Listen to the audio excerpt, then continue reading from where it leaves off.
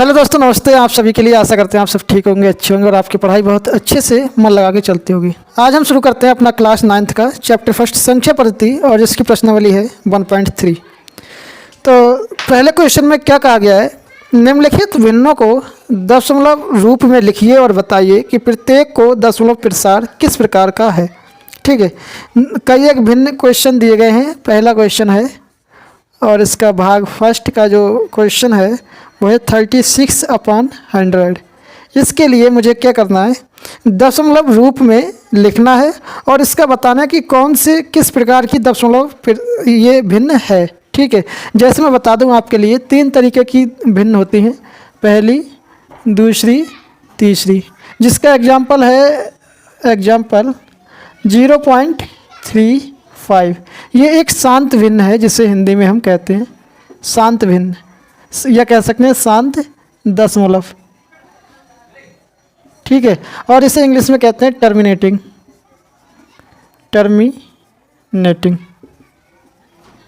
ठीक है, अब दूसरी है जिसका एग्जाम्पल है 0.35 को ही ले लेते हैं और जिसके ऊपर बार है। यदि बार लगा है तो इसका मतलब है कि ये 35 बार बार आगे डेसिमल के बाद रिपीट कर रहा है, तो इसे कहते हैं नॉन टर्मिनेटिंग। या पहले हिंदी में बता देते हैं, हिंदी में क्या कहते हैं हम, अशांत या फिर अनवसानी दशमलव भिन्न, दशमलव मतलब। ठीक है, अनवसानी दशमलव, या फिर इंग्लिश में कहते हैं इसे नॉन टर्मिनेटिंग।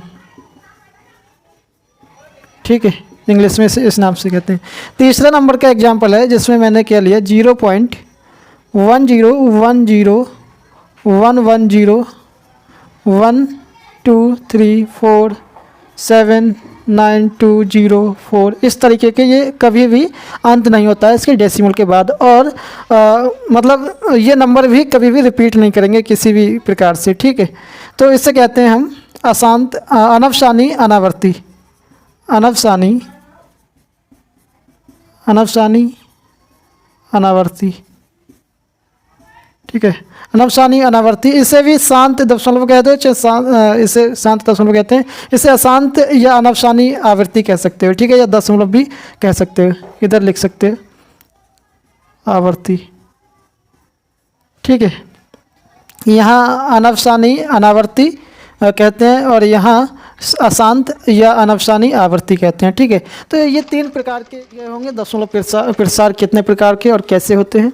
अब हम इसको सॉल्व करते हैं। यदि हम इसको 100 से डिवाइड करें 36 के लिए, तो यहाँ पर हम 100 से 36 के लिए भाग नहीं दे पाएंगे। तो ऐसी कंडीशन में हमें क्या करना होता है, 0 लगाकर पॉइंट रख लेते हैं। 0 से कोई फ़र्क नहीं पड़ता, लगाओ ना लगाओ, लेकिन 100 के लिए अच्छा लगता है और फिर पॉइंट साफ साफ दिख जाता है, इसलिए हमने लगा लिया है। ठीक है, और अब इसके बाद हम क्या करेंगे, 0 बढ़ जाएगा इसमें, क्योंकि हमें संख्या बड़ी करनी होती है। यदि हम डेसिमल यानी कि दशमलव ना लगाएं तो हमारे पास कोई और तरीका है नहीं जो कि हम इस संख्या को बड़ा कर लें। तो डेसिमल लगाकर हम इसको बड़ा करते हैं, फिर इसको 100 से डिवाइड होता है 360। तो 360 कंप्लीटली 100 से डिवाइड नहीं होगा, पहले हमें 100 से 300 में पढ़ना पड़ेगा अपना पहाड़ा। ठीक है, तो 100 से 300 पढ़ेंगे तो ये 100 300 हो जाएगा, हमारा रिमाइंडर बचेगा 60। अब ये 60 100 से डिवाइड नहीं होगा, इसलिए पॉइंट लगा हुआ है, डेसिमल लगा हुआ है, 0 बढ़ा लेंगे। अब 100 छक्का 600 हो जाएगा। ठीक है, अब ये कम्प्लीटली डिवाइड हो जाता है। यहाँ इसका आंसर आता है 0.36। और एक चीज़ मैं और बता दूँ, इस लॉन्ग डिवीजन मेथड की, इसे कहते हैं लॉन्ग डिवीजन मेथड इंग्लिश में, और इसको करने की ज़रूरत नहीं थी।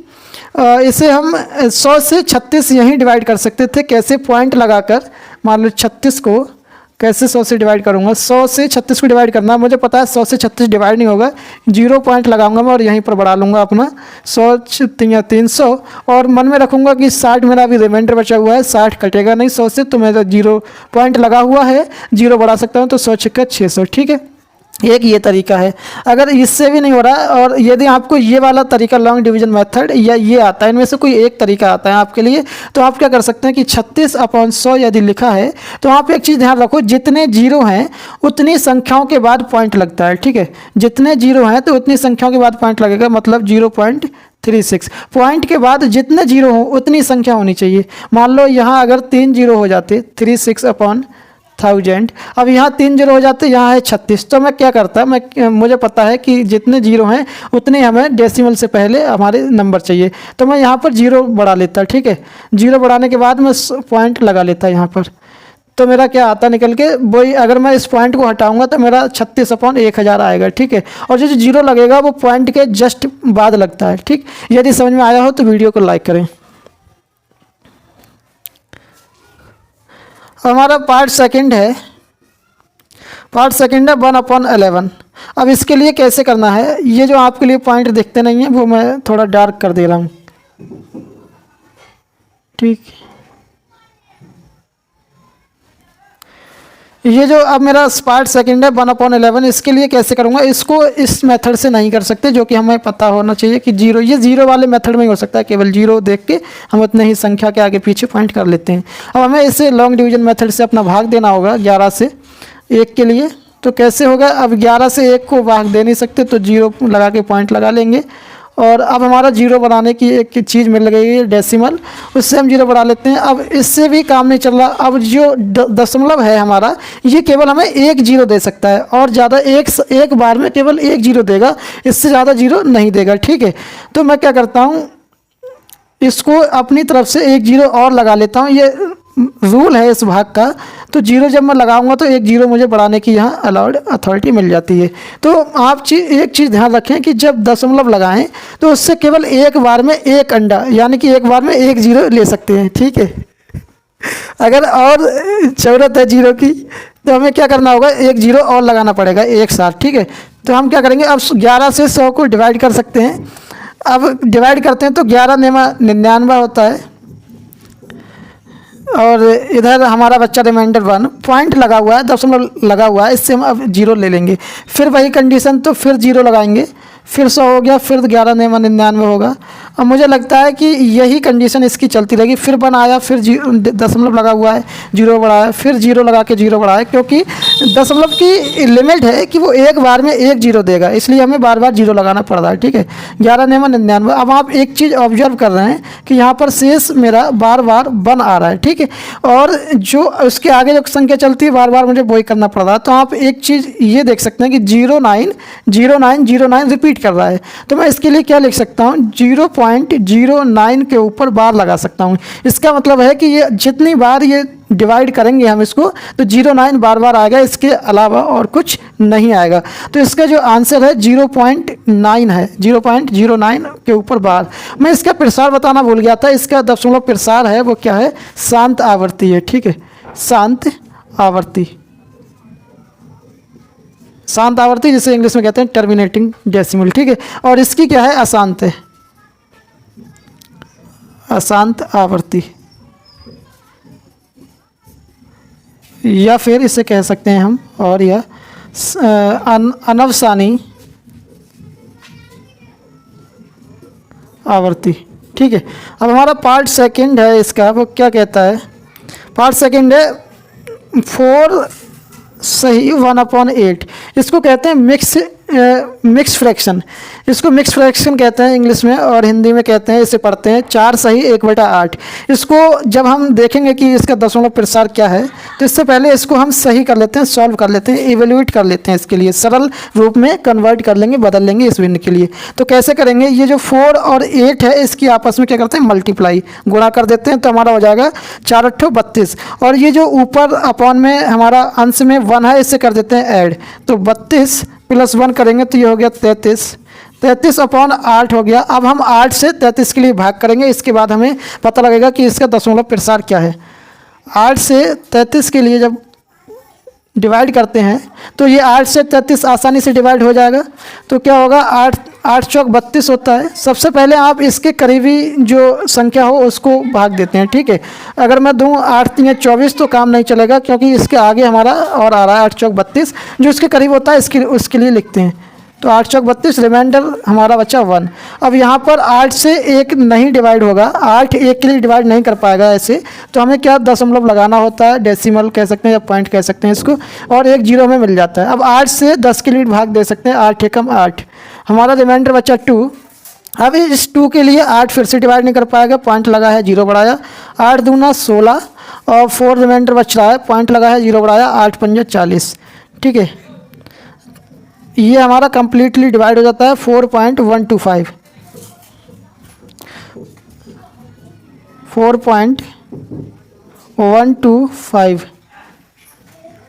अब इसको मैं क्या करूँगा, इससे मुझे बताना है कि ये कौन सा दशमलव प्रसार है, तो मैं इसे कहूँगा शांत आवर्ती, क्योंकि इसका जो डेसिमल के बाद जो संख्या है वो लिमिटेड है, इसका कोई आगे और नंबर नहीं आ रहा है, इसीलिए शांत।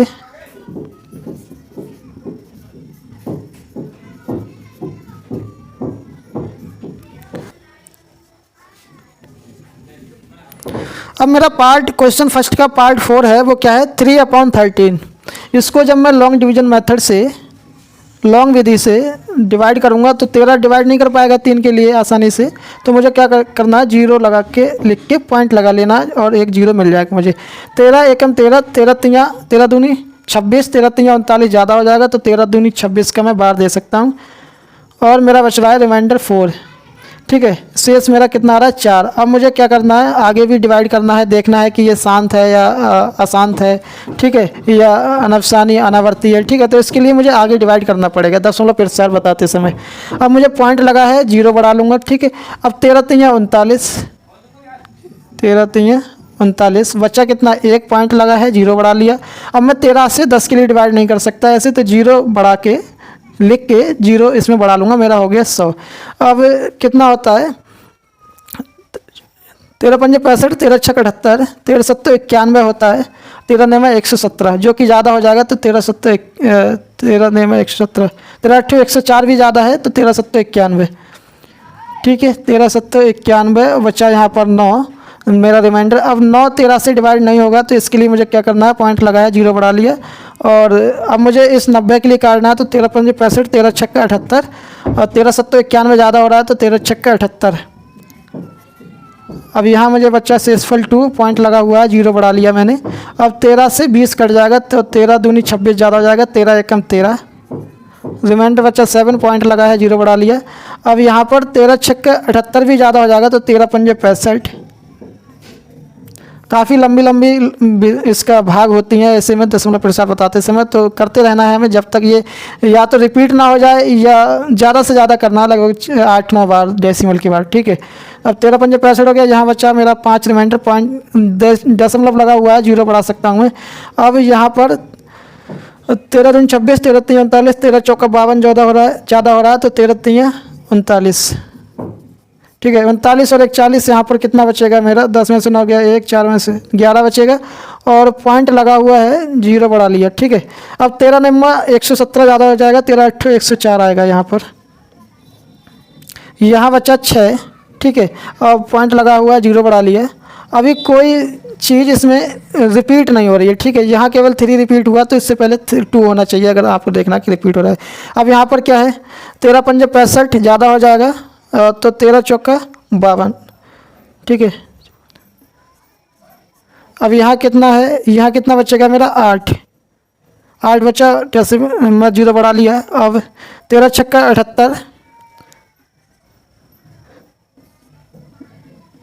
ये इस तरीके से चल रहा है, अभी कुछ पता नहीं लग रहा कि ये रिपीट हो रहा है या क्या। 2 3 0 7, अभी कुछ पता नहीं लग रहा। इसके बाद 2 बच्चा, पॉइंट लगा हुआ है, 0 बढ़ा लिया, 13 दूनी 26, सॉरी 13 दूनी 26 ज़्यादा हो रहा है, 13 एकम 13, और यहाँ बच्चा 7। इसमें कैमरे में दिख रहा है नीचे की भाग, यहाँ से ना दिख रही, यहाँ बच्चा मेरा 7, मैं इसके लिए ऊपर लिख देता हूँ 7। यहाँ बचेगा मेरा 7 रिमाइंडर, 20 में से 13 गया, तो 7 बचेगा।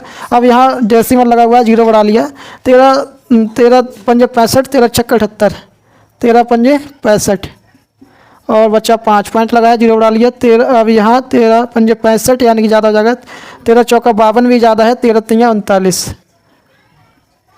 ठीक है, यहाँ कितना बचा 11। अब देखो यहाँ पर 153 और यहाँ 153 रिपीट होने लगा फिर से, यानी कि इसके बाद 153 के बाद आगे की संख्या जो भी है वो रिपीट हो जाएगी। ठीक है, तो मेरा ये क्या निकल के आया, इसका आंसर आया 0.23076 153 और आगे ये रिपीट होता चला जाएगा, ठीक है। इससे पहले रिपीट नहीं हो रहा।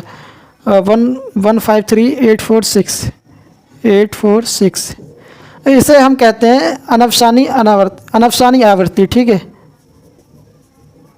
अनफसानी भी कह सकते हैं या फिर अशांत भी कह सकते हैं।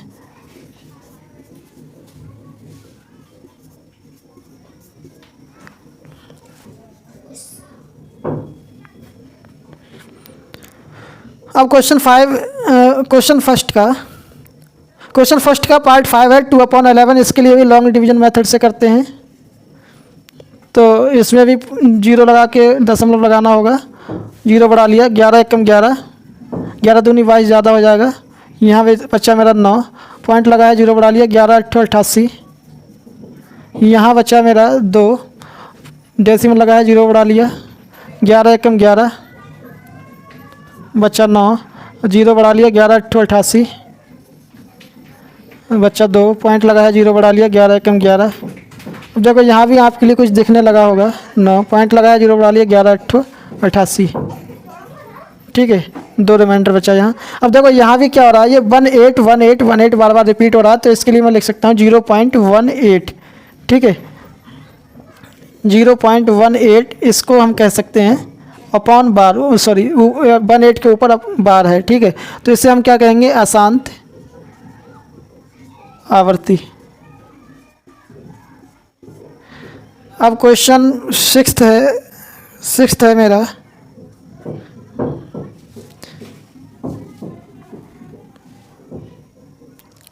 (329/400). अब देखो डरना नहीं है इसको देख के। क्या करना है, अब यहाँ वो रूल नहीं लगेगा कि 0 लगा है 2 तो हम पॉइंट लगा सकते हैं, क्योंकि यहाँ 4 भी है। जब 1 हो यानी कि सैकड़ा हो, कोई भी 1 से शुरू हो और जितने 0 हो तब हम डायरेक्ट पॉइंट लगा सकते हैं। जब कोई गिनती है 1 से ऊपर 2 3 4 5 तब डायरेक्ट पॉइंट नहीं लगा सकते। या तो इसको छोटा कर लो, छोटे करने से भी फ़ायदा नहीं होगा, क्योंकि यहाँ पर क्या है, प्राइम नंबर है, और नंबर है यानी कि 9। तो हम क्या करेंगे, 400 से 329 के लिए भाग देंगे, ठीक है। तो 400 से 329 में भाग नहीं दी जाएगी, वही काम करना है पुराना वाला, और 0 बढ़ा लेना है। अब देखो ये हो गया 3290। 3290 को कैसे करोगे, 3000 में हमें अपना पहाड़ा पढ़ना है पहले। तो हम क्या करेंगे, 400 जो है उसमें एकदम आप पढ़ नहीं पाएंगे 3000 में, तो 5 से गुणा करके देख लें, ठीक है। तो कितना आएगा, 0 0 5 चौक 20, यानी कि 2000 आ गया। अब हम 2000 के करीब पहुंच गए। अब ऐसे ही इससे ऊपर जाना आपके लिए, 8 से करके देख लो। 8 से डबल 0 लगाया, ये तो 8 से 0 गुणा करोगे तो 0 0 मिलेगा, 8 चौक 32, 3200 मुझे मिल गया। तो 3000 में मैं देख रहा था, तो मेरा यहाँ 3200 भी है। तो 3200 अगर मैं इससे ऊपर करूँगा, 9 से करूँगा गुणा अपनी, तो 9 चौक 36 हो जाएगा, यानी कि 3600 जो कि मेरी संख्या से बड़ा हो जाएगा। तो मुझे कौन सा लेना है, 8 वाली गुणा लेनी है, 8 का बार देना है। तो यहाँ हो जाएगा मेरा 3200, और मेरा रिमाइंडर बच रहा है 90, ठीक है। 90 रिमाइंडर बचा, 400 से फिर डिवाइड नहीं होगा, पॉइंट लगाया, 0 बढ़ा लिया। अब यहाँ पर मुझे 90 कैसे करना है, जैसे आपने यहाँ देख लिया 3 चौक 12, यानी कि 1200 हो रहा है। तो इससे छोटा 2 चौक 8, 2 का पहाड़ा देना है और 800 आ जाएगा। 400 दूना 800 होता है, यहाँ रिमाइंडर 100 बच रहा है, पॉइंट लगा हुआ है, 0 बढ़ाना पड़ेगा, 400 से भाग नहीं होगा। तो 400 दूना 800 होता है, 400 3 1200 होता है, तो 400 दूना 800 हो जाएगा यहाँ भी, ठीक है। यहाँ अब 1000 में से 800 जाएगा, 200 बचेगा, फिर भाग नहीं होगा, तो क्या करना है, 0 बढ़ा लेना है। अब 5 चौक 20 मुझे मिल जाएगा, 5 के पहाड़े बार दूंगा तो 2000, 400 में गुणा करूँगा तो, ठीक है। तो ये मुझे मिला 0.08225, यानी कि इसे मैं कह सकता हूँ शांत दशमलव या फिर आवर्ती, ठीक है। तो इसे शांत दशमलव कह दो चाहे आवर्ती कह दो। तो आप समझ गए होंगे कि दशमलव प्रसार क्या होता है। दशमलव प्रसार 3 तरीके के होते हैं मुख्यतः। कौन कौन से होते हैं मेरे, टर्मिनेटिंग जिसको हिंदी में कहते हैं शांत आवर्ती, या ठीक है शांत कहते हैं, या शांत आवर्ती कह सकते हैं, शांत दशमलव कहते हैं। फिर दूसरा क्या है, दूसरा है हमारा अशांत आवर्ती, जिसे नॉन टर्मिनेटिंग रिकरिंग कहते हैं इंग्लिश में। अशांत आवर्ती या अनफसानी आवर्ती कह सकते हो, या अनफसानी दशमलव कह सकते हो, ठीक है। तीसरा है मेरा अनफसानी अनावर्ती, यानी कि अशांत अनावर्ती। इसका मतलब क्या है? Non terminating non recurring. इसका मतलब है कि ये ना तो दशमलव के बाद रिपीट होगा, ना ही इसका अंत होगा इसके डेसिमल के बाद, ठीक है। भाग होती रहेगी, इसका कोई लिमिट नहीं है कि ये कब तक भाग होगी, ठीक है। इसको बहुत बहुत बड़े लोग साइंटिस्ट भी फाइंड नहीं कर पाए हैं। और जो हमारी अशांत होती है, अशांत आवर्ती, वो एक समय के बाद रिपीट होने लगती है, उसे कहते हैं अशांत आवर्ती।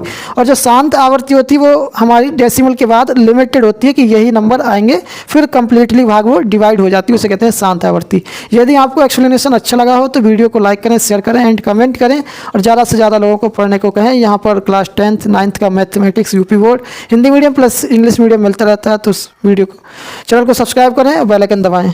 जय हिंद, जय भारत।